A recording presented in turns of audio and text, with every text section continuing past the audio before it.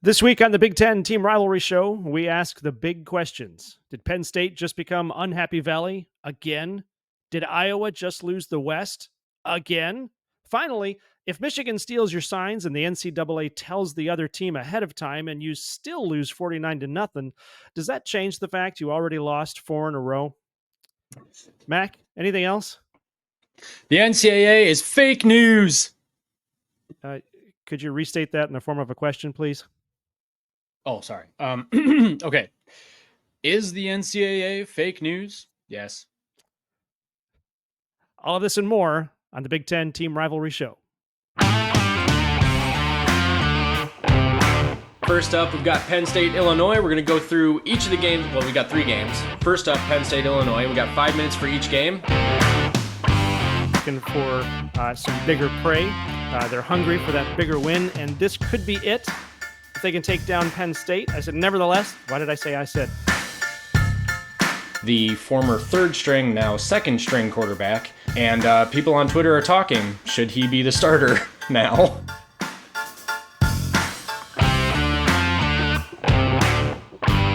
Welcome to the Big Ten Team Rivalry Show. I am your host, Cliff, Wag the Dog on Twitter or X or whatever they're calling it these days.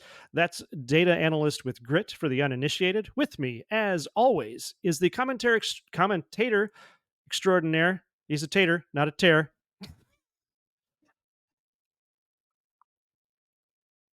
The people's prognosticator, the angry pigskin himself, Mackenzie. How's it going, Mac? I'm very angry you called me a potato. No, it's like, all right. It's nice.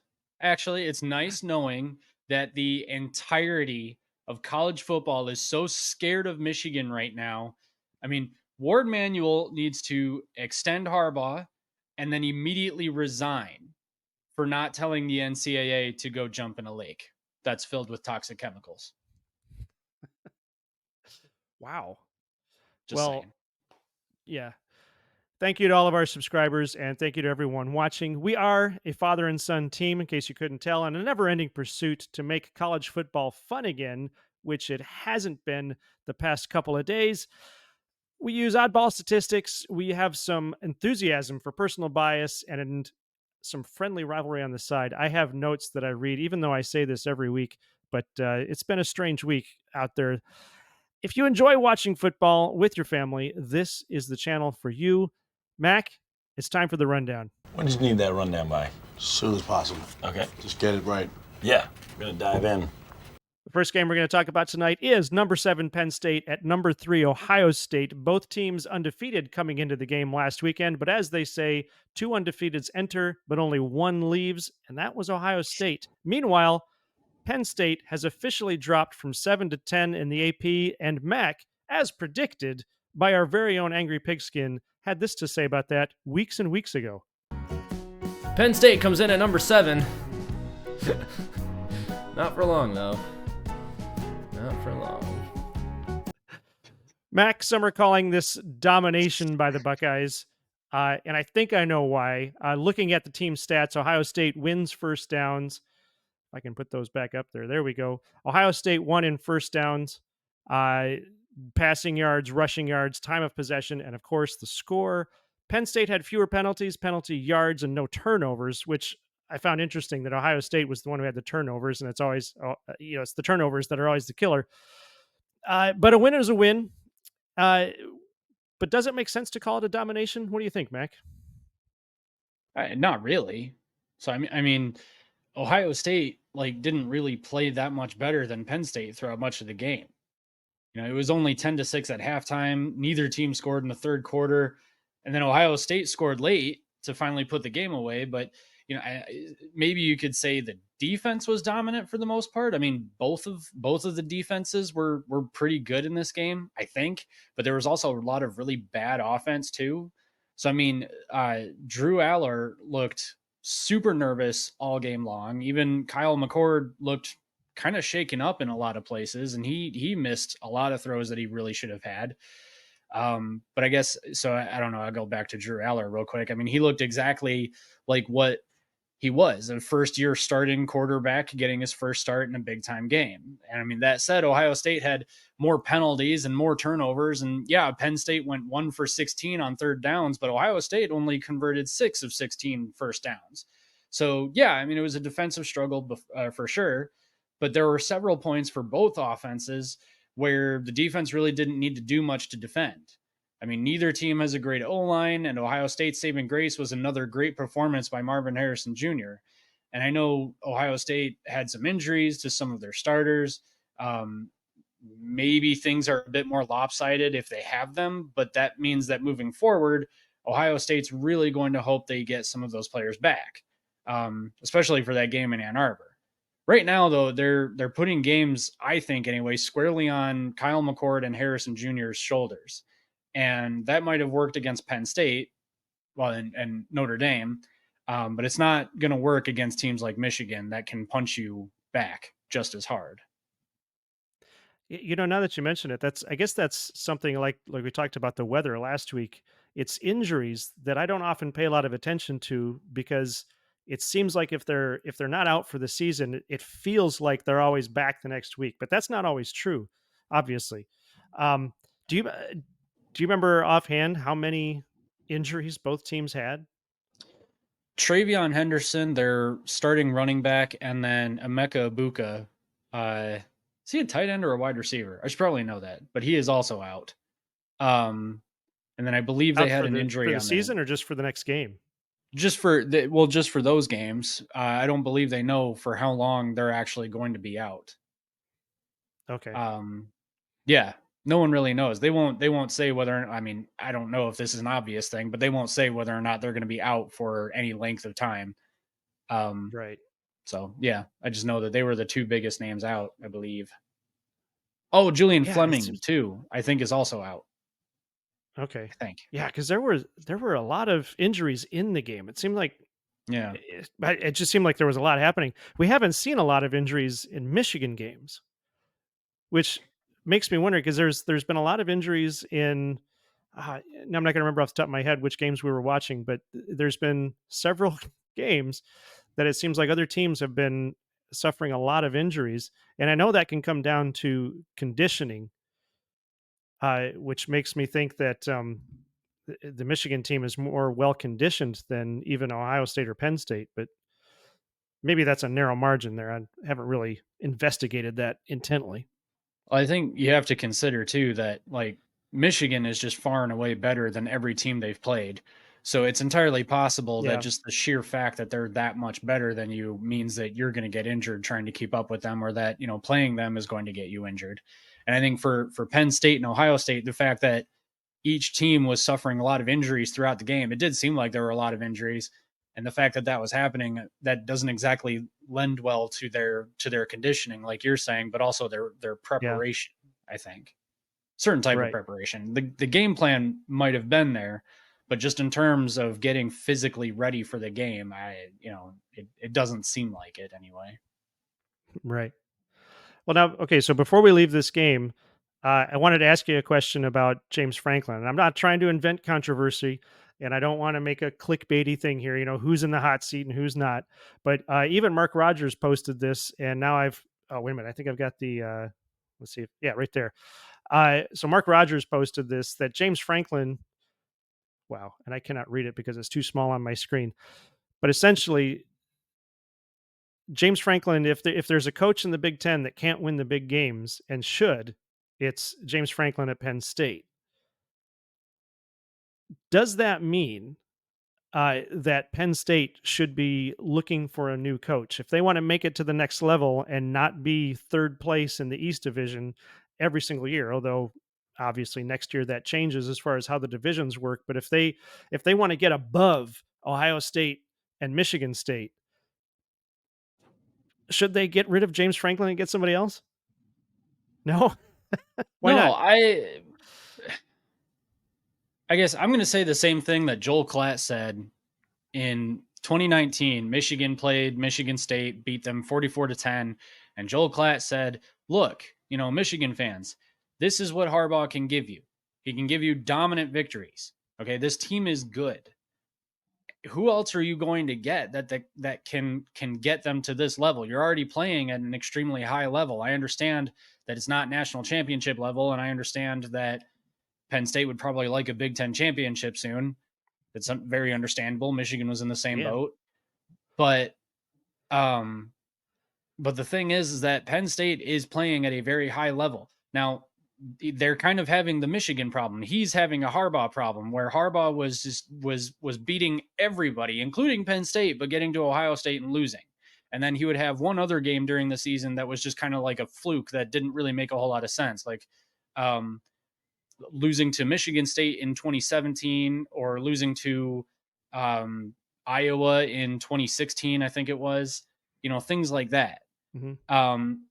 James Franklin has got to look himself in the mirror and ask some difficult questions of himself about his scheming, his coaching, and stuff like that, rather than just firing him and starting all over with a whole new regime, especially when you can essentially count on James Franklin giving you 9-10 wins a season and also a Rose Bowl victory last year. Let's not forget that either.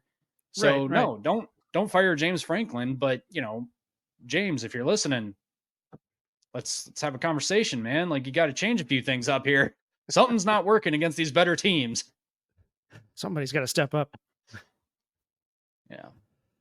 All right. Let's close that one out. Let's take a look at, we're going to number 2 Michigan at Michigan State. I think this game went about the same as everyone expected it to go. Even Spartan fans, from what I can tell. Personally, I thought, like I told you in my prediction, I thought Michigan State would get at least a touchdown, and I put them up for 14. But they didn't do that, and the reason I thought that they would is simply because of the rivalry. They always seem to be a little bit more intense for the rivalry game. But this was without a doubt a domination by Michigan. Some Spartan fans are calling Michigan cheaters right now because of the alleged sign stealing, and we're going to get into that in our headline segment.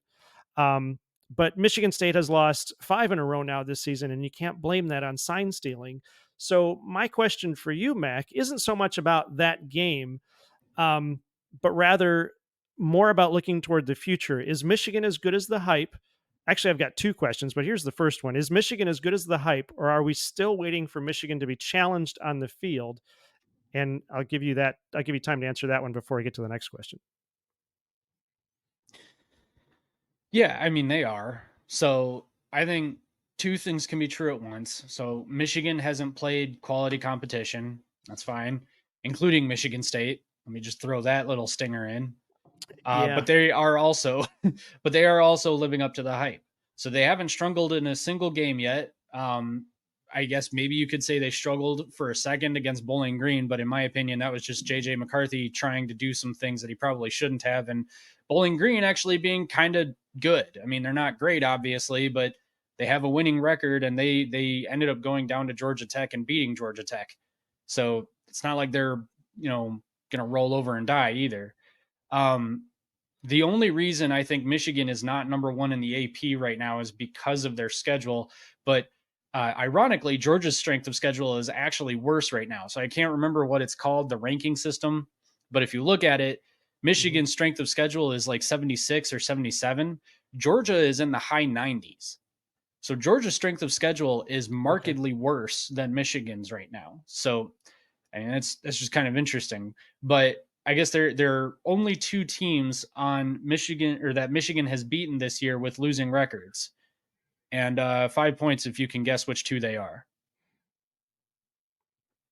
The only teams that have losing records? Yes, there are only 2 teams that Michigan has beaten this year that have losing records. Oh, well, Michigan State. Yeah. Oh, shoot. Who's the other one? I don't know. Who is it? Eastern Carolina. Oh, all right. I was thinking Big Yeah. Ten. That's why I couldn't just try to figure out. No, everybody else is okay. Oh, okay. So I mean, just think about it though. Like Michigan destroyed Nebraska. Michigan destroyed UNLV. Michigan destroyed all of these teams, and all of them except for 2 are also beating all of their other opponents. So Yep. Michigan is beating teams soundly that are also beating other teams. So I mean, obviously they're not playing against Big Ten. Well, ranked teams every week, but it's not like they're playing complete rollovers either. So yes, I think Michigan is living up Right. to the hype. All right. Well, my second question then is Michigan State as bad as they look, or is this all because Mel Tucker got fired after game 2? So again, it's both. So losing the head coach never helps, obviously. But they didn't exactly have the best roster coming into the season anyway. So I mean, losing Peyton Thorne and Keon Coleman really, really hurt them. But actually, even with them, it was kind of a crapshoot as to whether or not they'd make a bowl game. So they really weren't going to have a great season as it was, and this just made it worse. Was that your prediction over the summer that they wouldn't go to a bowl game or that they wouldn't win 4 games? My prediction was best case scenario 6-6, I think. Okay. Yeah. Yeah. All right. But actually, I think my worst case scenario was 3-9, and I don't see another for sure victory on their schedule. So it's entirely possible that they do even worse than I thought they would. Right. Yeah, they may be done at this point. Going on to our next one is Minnesota at number 24, Iowa. Iowa has to be the most frustrating team in the West Division because at least the other teams are consistent. They win the games you think they're going to win. Iowa beat Wisconsin last week, and that may or may not have clinched the West Division for Iowa, but then they lose to Minnesota this past Saturday because losing the game after a key win is a tradition at Iowa, just like being the spoiler makers is a tradition at Purdue. Seems like, anyway.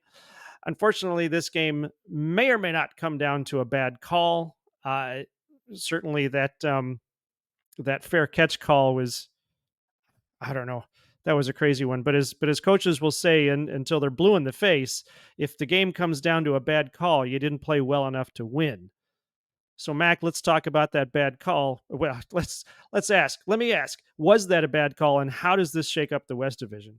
Does it shake up the West Division? So, there's a couple of questions there. Bad call. Couple What's questions. the West look like now? What do we got?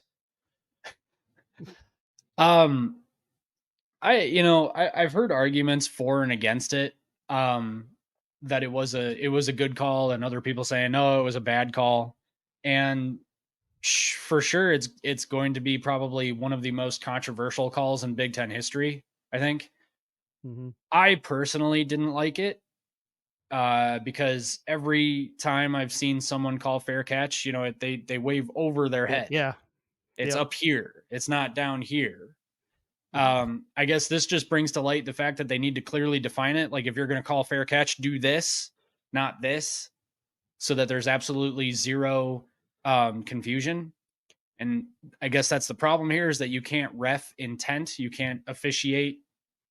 Yeah, you can't officiate intent. So he Right. was, to me, it looked like he was very clearly trying to tell his players to get out of the way, tell his guys, get out of the way. There's the ball.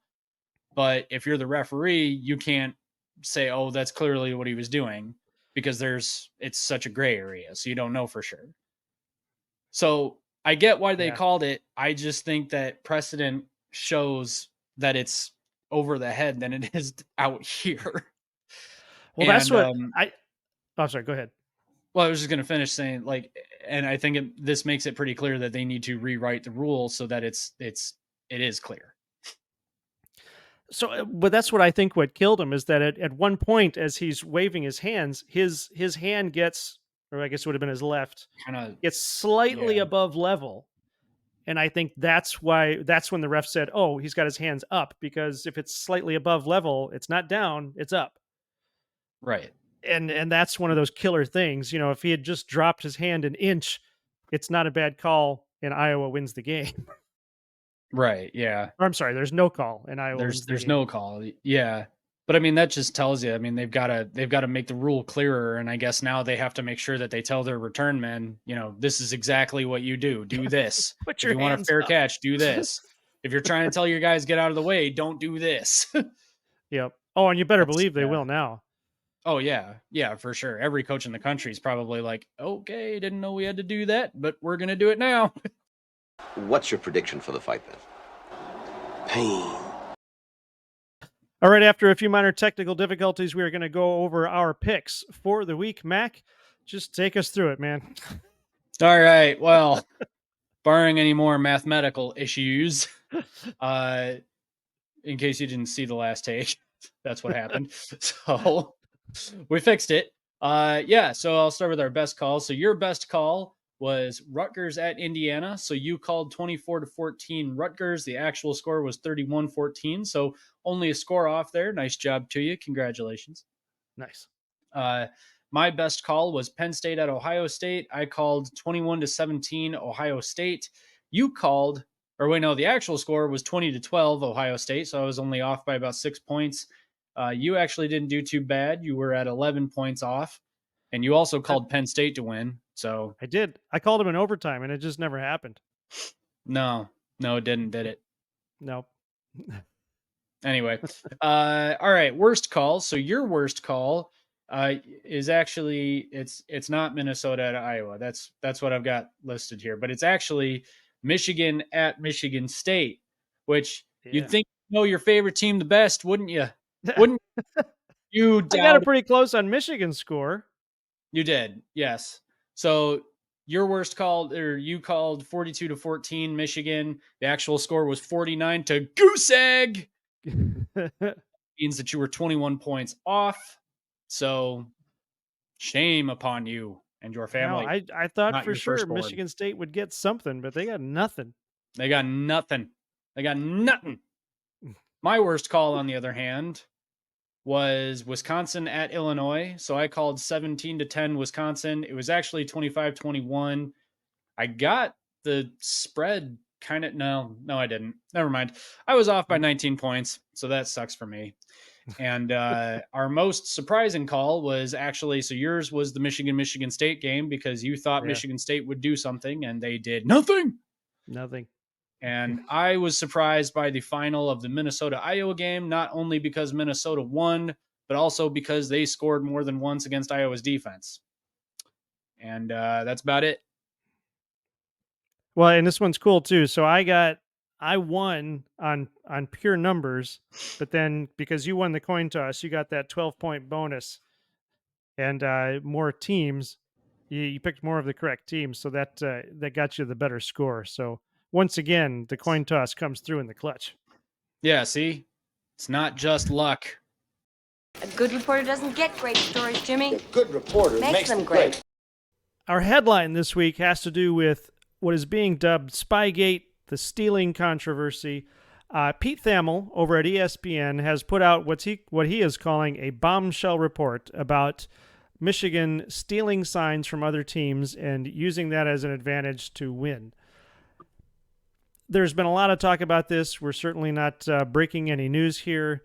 And there's a ton of stuff we need to talk about regarding this, but I don't know how much of it we can actually cover because we really don't know a whole lot. But to that end, we're going to try to talk about what we can and give you our views on it. Mac, I think, did you want to go first? You got some thoughts on this? Yeah, I can go first on it. So it's kind of difficult to it's kind of difficult to organize all of the various thoughts on this because there's just a million different things wrong with this. Mm-hmm. So this is complete crap from the NCAA. It feels an awful lot like retribution for Harbaugh having been critical of the NCAA, and the NCAA saying, oh, well, okay, I guess we'll just try and look into your program and see if we can find anything the least bit shady. And what they found was potentially something that every single team in the NCAA does. This is a thing that literally NFL teams pay staffers to do. This is a rule that, so this is some of this information courtesy of Steve Dace. So thank you, Steve Dace. I've had my issues with you, but you really came through here. Appreciate it. The NCAA, so the rule in question is not the fact that they stole signs. That is legal. You are allowed to steal opposing teams' signs. What you cannot do is send scouts to games to then scout signs or steal signs. Okay, so if you're from Michigan, you can't be sent off campus to steal signs at an opposing team's game. Okay, the spirit of that was because it was actually a cost-cutting measure enacted sometime in the 90s, because back then most schools couldn't afford to send staff members to opposing schools to do that. So it was cost-cutting. This is a thing that most, if not all, NCAA programs do now. And this is actually something that the NCAA, this is a rule that the NCAA considered removing or repealing in 2021, because they said that in the digital age, there is so much game footage available that the ability to send a scout to an opposing team game just to steal their signs really doesn't offer that much of a competitive advantage anymore, because anyone and everyone can look up the, what's referred to as the all 22 stream, where you're watching literally all 22 players, and you can get all of the information that you need strictly from that. I will point out as well that it is NCAA rules that Michigan cannot comment on this. Meanwhile, Reese Davis is saying on ESPN College Game Day that he has received a text from an NCAA source saying all of these things about Michigan. So it's totally fine. Again, this point was made by Steve Dace, and I totally agree with it. It's totally fine for the NCAA to completely and totally smear Michigan in the court of public opinion, and Michigan can't say anything about it. I'll stop there. I've got more, but I'll stop there if you have any thoughts. Yeah, I mean, it just amazes me, and I wonder if you get off of Twitter, you get off of social media, how big of a deal this is. Because I mean, on social media, it's ridiculous. We're back in middle school, because you've got people just having those middle school arguments of my team is better than your team, and oh, you guys did it, so blah blah blah blah blah, and so many people are jumping to so many conclusions. Well, no, I'm sorry, they're falling to one conclusion, which is they've already convicted Michigan, they've already convicted Harbaugh. They say Michigan's wins need to be vacated and Harbaugh needs to be fired. All of this stuff. I think you put it on there, the death penalty or something for all involved, and they don't know anything yet. And that's why this is just so middle school. Now, what I love about this is that the people that matter, and by that I mean the coaches, so many coaches now, except for a couple notable exceptions, notable exceptions here being Ryan Day and Harlan Bennett, but you've got coaches like Deion Sanders, Matt Rule, Dan Campbell from the Lions, all coming out and saying, what's the big deal? Deion Sanders, I think actually made the best point, because he said, you can know your team's signs. They can mail you their game plan. They can tell you exactly what they're going to do, but you have to be able to stop it. Still got to stop it. Yeah. And that's why this comes down to, even if it's true, even if Michigan went out and stole the other team's signs, the only time, first of all, I don't think it's a practical thing to do, because like I've been saying, that if you steal the signs, first of all, you have to have somebody watching the other team. They have to read the signal, interpret the signal, get that information to the DC or the OC. The OC then has to change the play or make a play based on that information and get it out to the team before the snap. Or if you're on the offense, before the clock runs out. And that's just not going to happen. The only way that happens is if there's some sort of generic, they interpret the signal and then there's a generic response. But if there's a generic response, then you're not really responding any more than you would normally. Based on, and I actually was just thinking about this earlier today. When we're watching football games, you do the same thing, where you see the team lined up and you go, oh, they're going to do a pass play. Oh, they're going to run it to the left. Oh, they're going to run it to the right. No, I bet you the quarterback's going to keep it. You've done that, and you're just watching on TV. So, yeah.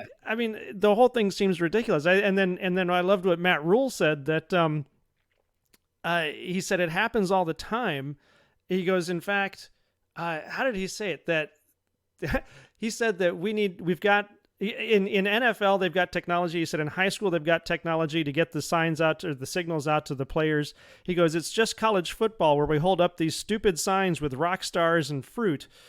and expect Right. our players to know how to do it. And he actually related it to, we're not training these kids properly to be in the NFL. So, Yes. I mean, aside from the fact that the arguments on Twitter are just so juvenile, and it makes me wonder if anybody who really matters really cares. And then we hear from all of these coaches. Dan Campbell, I love Dan Campbell's response too from the Lions. He was like, he goes, man, we pay people to do that. we have a chair. He goes, in fact, you go to the opposing team, they have a chair ready for you in the booth so you can do that at the game. Wow. And it's just, I don't know. I guess that's what I have to. It really just sort of bugs me because it's just such a dumb thing. And I agree with Steve Dace that, what did Steve Dace? I'm sorry if I'm taking stuff you wanted to say. But Steve Dace said that when somebody brings it up, there's two questions to ask. One is, what rule did they break? And what is a scout? And you were just starting to talk about that thing, I think, as far as, what defines a scout. I think you were, or we were talking about that earlier. One way or another, you can talk about it now if you want. But that's mainly, I think, what I wanted to say about that. Yeah, I mean, I don't know. In an attempt to not make this segment go on way too long and beat a dead horse, it's such a gray area. So it's not even that what they did was illegal. The technicality of it all is that it's how they did what they did is illegal. And the spirit of the law wasn't even in the sense that it gives you a competitive advantage. They literally said in 2021, there is a negligible at best competitive advantage of going to an opposing team's stadium and scouting their signs. Mm-hmm. The spirit was a cost cutting measure. So it wasn't even for competition's sake. It was just merely for cost. So not only is the rule that they actually broke let's just call it a process rule because it was the process of how they stole the signs. It's also a rule that the NCAA was considering to repeal and then didn't end up repealing because they said that it doesn't matter. It's the digital. It's not even, it's a rule so useless that it's not even worth repealing because nobody follows it anyway, because it literally doesn't matter. The results of it don't matter. It doesn't do anything. Mm-hmm. So you mentioned Matt Rule's comment that there's technology in high school, there's technology in the NFL, but you come to college and you got to use signs. That's a rule. Like the microphones and the helmets that I think Deion Sanders and Matt Rule were both talking about. I can't remember if Rule mentioned it, but Deion Sanders mentioned the microphones. That's a rule that coaches vote down like every year. Like coaches voted that down. Yeah. So like it's I don't even know if that means that the NCAA necessarily has a hand in that, but like these are coaches at the NCAA level that are saying, no, we shouldn't have the microphones in the helmets, or at least that's what Deion Sanders said. So at that point, it's like, okay, are the coaches Yeah, in college, yeah. So are the coaches knowingly not prepping their players for the NFL as well as they could be? And also, it's 2023, guys. Everyone's got an iPhone. The iPhone is just as good has just as good a camera on it now as the cameras that they were using to film movies not 5 years ago. I mean, give or take a few models, sure, but your camera, your average iPhone 15 can take 4K resolution video. So all you have to do is just, as a fan in the stands, zoom in onto the opposing sideline, see what the sign says, try to decipher it, and then send that info off to Michigan coaching staff or whatever coaching staff. Does that count as a scout now? Right. So it's very ambiguous. It doesn't make a whole lot of sense. It really does feel like it's just the NCAA being mad at Harbaugh for calling them out for some of the NIL stuff and things like that. Yeah. And that's actually one of the more juvenile comments I saw on Twitter or X or whatever we're calling it, that the guy said, well, if it's negligible and doesn't help, then why was this guy buying all of these tickets and going to all these games just to steal signs? And this comes back to the making assumptions and conclusions. You don't know if that's why he was buying those tickets. You don't know if that's what he was intending to do at those games. And we still don't know if Michigan was even involved in helping him buy those tickets. Right. It's entirely possible. It is based on what we know, it is entirely possible that Colin Stallion. Yeah, Colin Stallion. It's entirely possible that Colin Stallion has friends in the areas of 11 different schools and bought tickets for friends and family. Yeah, I mean, maybe he just likes to do that. I don't know. Maybe.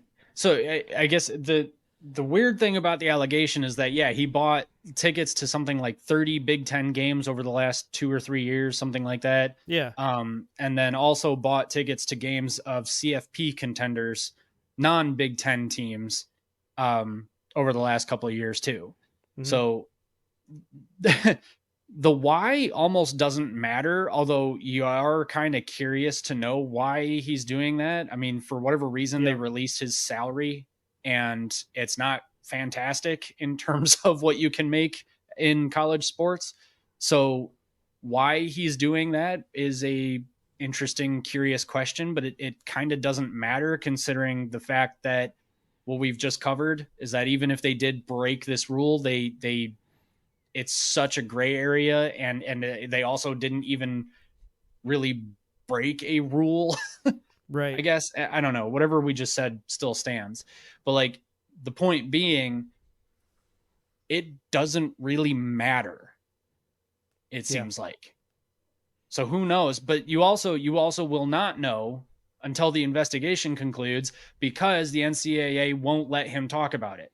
So even if he bought it for a completely innocent purpose, he can't say so publicly, because it's against NCAA rules, and he'll just get fined more. So meanwhile, his name is everyone is cursing his name. Michigan and non-Michigan fans alike are talking nasty stuff about this guy that might be totally untrue, and he can't defend himself.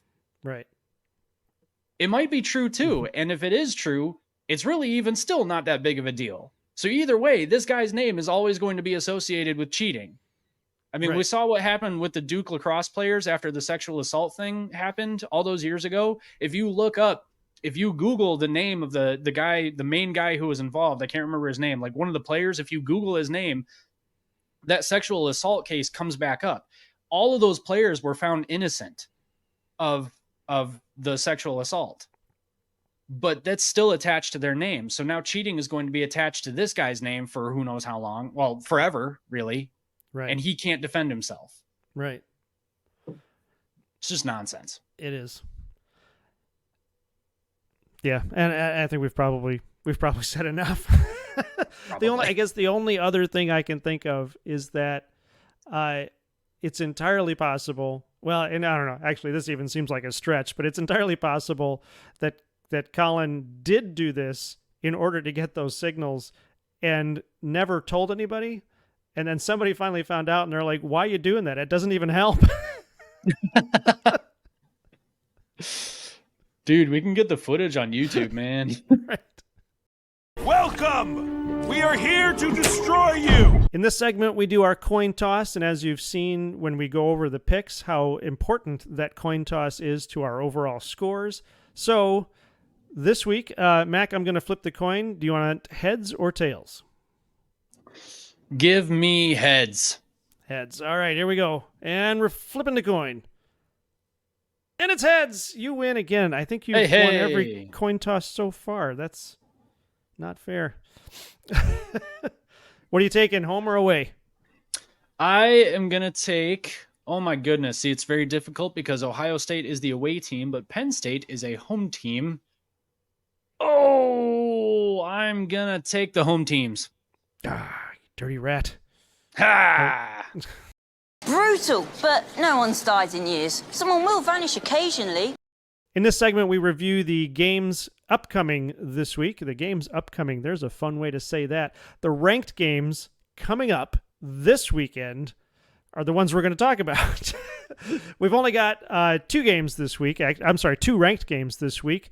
We each get 1 minute to justify our pick, and you, the viewer, get to tell us what you think in the comments. And take all the time you need, because there is no clock on you. Mac, We're going to go to Indiana at number 10, Penn State. Are you ready? Because I am not. I have to bring up my timer. I'm ready. I was prepared. You were prepared. I was, okay, I'm ready. You ready? I'm ready. Indiana at number 10, Penn State. You are on the clock. All right, look, kids, adults, anyone who might be watching this, there really isn't a whole lot to say here. Penn State suffered a setback against Ohio State, and that kind of sucks for them because Ohio State really didn't look all that great either. Here's the thing. Drew LR really didn't look good, and frankly, neither did OSU, which I guess I just said that. Lucky for them, they've got one of the worst teams in the conference coming to town, which should set up nicely for a bounce back for the Nittany Lions. My only thing, though, will Penn State panic? I feel like they're too strong a team to do something as juvenile as that, but hey, it's Penn State, and they're not exactly foreign to the concept of really good teams doing really badly. Even so, I think Indiana is just not going to keep up through all 4 quarters, so I'm going to go ahead and take Penn State to run away with it, even if it is a little late, 45-10. Well done. 5 seconds to spare. That's what I'm talking about. All right. Are you ready? I'm ready. You are on the clock, starting now. So in order to prepare for this game, I looked up some really irrelevant statistics, but it was fun. In the last 9 seasons, the only time Penn State has lost the game after Ohio State is when it was against Michigan State. But that's not the stat that matters. The stat that matters is that in 27 seasons, Penn State has only lost to Indiana twice. One of those seasons was 2020, which obviously doesn't count. The other was 2013. Indiana wasn't even good that year. They finished 5-7, and they still beat Penn State. But here we are. Penn State has lost the East Division to Ohio State again. Indiana didn't even get off to a good start this year. Indiana is going to feel the wrath of Penn State because they are going to be fighting for every point they can possibly get, just in case, Ohio State loses to Michigan and Penn State beats Michigan, which clearly isn't going to happen. But nevertheless, I've got Penn State 42-3. Dude, you had 1 second left. Nice job. Look at you. Nice. Look at me. Uh, Next, number 3 Ohio State at Wisconsin. Mac, the timer is ready. Are you ready? crap. No, I'm not. But do it. Do it. All right. Ooh, on the fly and go. All right, kids, ladies and gentlemen, this is how I start a 1-minute segment when I really don't know what I'm going to say, but I've got to start fast and pretend I know what I'm talking about when I really don't. But hey, that's college football. We say a lot of things that we don't really know anything about, and we say it confidently because that's what matters. And that's exactly how Kyle McCord played against Penn State on Saturday. He didn't really know what he was doing, but man, he did it so well. Marvin Harrison Jr. really bailed him out a couple of times because Emeka Ibuka wasn't feeling so hot. I get it. Sometimes I don't either. Neither was Julian Fleming. I can't remember if he's still on the team or not. Really hope he is, because otherwise that doesn't make a whole lot of sense. Also, Travion Henderson was injured, but here's the thing. It's probably not going to matter against Wisconsin because Wisconsin's starting quarterback is out for the rest of the season. Also, they just really weren't that great. So not a whole lot to say about this matchup. Ohio State's currently in first place in the East Division because they haven't gone up against Michigan yet. And they're going to keep that going this week. So I'm going to go ahead and take Ohio State. I can't remember my score prediction, though, so hold on while I grab that. I've got Ohio State 35-10. All right, 5 seconds over, but that was truly impressive. I enjoyed that. Thank you. Thank you very Very much. nice. I was sweating throughout the entire thing. Please don't mess up. Please don't mess up. Please don't mess up. All right, are you ready? Sure, yeah. All right, try and top that. You're on the clock now. The last time Wisconsin beat Ohio State at Camp Randall was a game Purdue could be proud of. Ohio State was number 1. Wisconsin was number 16. Wisconsin dominated 31-18 because 13 points is a domination now. Just to rub salt in the wound for you Illinois fans, Brett Bielema was the coach of Wisconsin that year. This year, Ohio State is number 3, and Wisconsin is unranked with a new coach from Ohio State. Although Wisconsin isn't doing too bad with Luke Fickell, they're 5-2 with the way things go in the West. They could still win the West decisively. But will they beat Ohio State? Ohio State has Kyle McCord and Marvin Harrison Jr. Wisconsin has Braylon Allen. That gives Ohio State the edge, I think. I've got Ohio State 28-14. All right. There you go. Not bad. You had 11 seconds left. Oh, I could have said more. You did it. Well, it's okay. You were succinct. You knew what you were doing, and you did it well. Boom. Thank you. You think football is still fun? Yes. Sir. Yes. Welcome to the speed round. We have made it. This is where we give our predictions on all the non-ranked games with little to no explanation, because there's always some explanation. This week, however, Michigan, Illinois, Rutgers, and Iowa have well-deserved bye weeks, so we're going to start with Maryland at Northwestern. And I think this is the week Maryland becomes bowl eligible, so I'm picking Maryland 28-14. Yeah, Northwestern's just not a very good team. Maryland may be inconsistent, but they're good enough to beat Northwestern, I think, even on a bad day right now. So I'm going to take the Turtles, 38-14. Purdue at Nebraska. The freshman coaches are going head-to-head this week, but I think Matt Rule's experience at Baylor and Temple will win the day. So I'm going with Nebraska, 24-17. Yeah, Nebraska's the home team. Nebraska's actually not doing too bad, all things considered. I think I can't remember their record, 4-3, 4-4, or something like that. No, they must have a winning record, but whatever. In any case, they're the home team. They're playing better than Purdue is right now, so I'm going to go ahead and take Nebraska 28-21. You were right. Nebraska 4-3. You had it right the first time. Sweet. Michigan State at Minnesota. I'm starting to feel bad for Michigan State. Yeah, kind of. Not so much as I was before when they took that 49-0 drubbing from Michigan. But I think they've got, I think they've got nothing, which means to say I don't think they have anything. Which means, wow, there's a whole lot of bad grammar there. Sorry, Mom. I don't think they've got anything left in the woodshed. My mother's a typesetter, in case anybody's wondering. Typesetter. Does anybody know what a typesetter is anymore? Proofreader. She was a proofreader. She's now a seamstress. None of this has anything to do with my pick. I'm going with Minnesota, 31-7. If Mac can keep it together, he'll give you his pick.